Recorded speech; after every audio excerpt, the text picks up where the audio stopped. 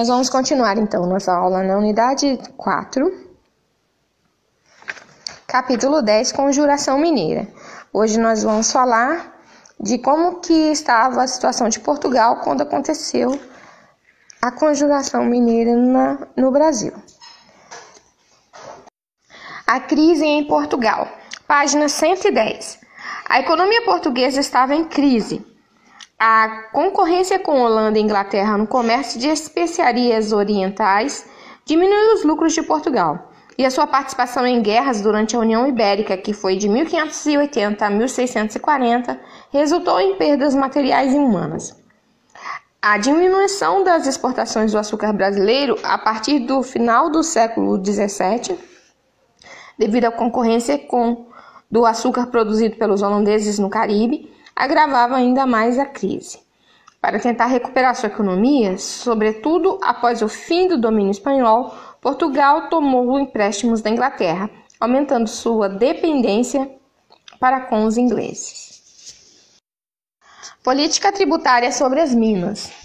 A estratégia da coroa portuguesa para refazer a economia foi aumentar os impostos sobre atividades mineradoras na colônia, o que causou descontentamento.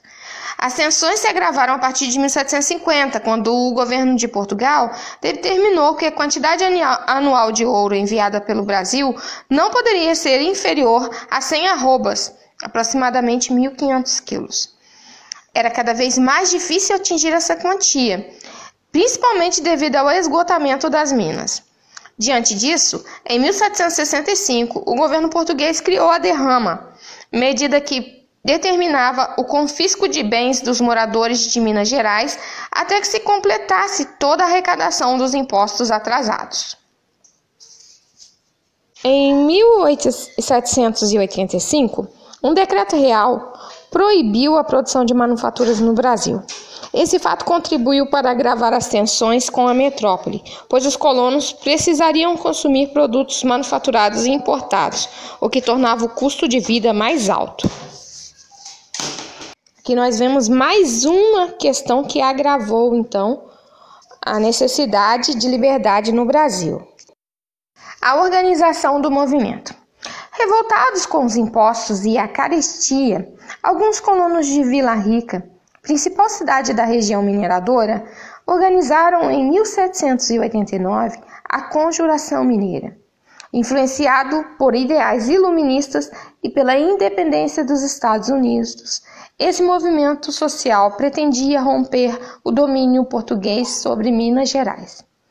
Muitas pessoas aderiram à conjura, que significa trama, conspiração, porque estavam endividadas com Portugal, porque eram acusadas de contrabando ou ainda porque haviam perdido cargos importantes no governo colonial. O grupo de rebeldes era formado por intelectuais, profissionais liberais, militares, padres e proprietários de minas, escravizados e terras. Os planos dos rebeldes. Fazia parte do projeto dos conjurados mineiros estabelecer um governo republicano na nação que pretendiam formar. Eles tinham planos de estimular a produção manufatureira, criar uma moeda própria e fundar uma universidade em Vila Rica. No entanto, como grande parte dos integrantes da Conjuração Mineira era composta de proprietários de escravizados, eles não pretendiam abolir a escravidão. Os conspiradores mantiveram sigilo sobre o movimento, definindo que a luta seria iniciada quando se oficializasse a derrama em Vila Rica, prevista para fevereiro de 1789, mas os planos não se concretizaram. Um dos inconfidentes, endividados com a coroa portuguesa, denunciou seus companheiros ao governador da capitania de Minas Gerais, em troca do perdão de suas dívidas.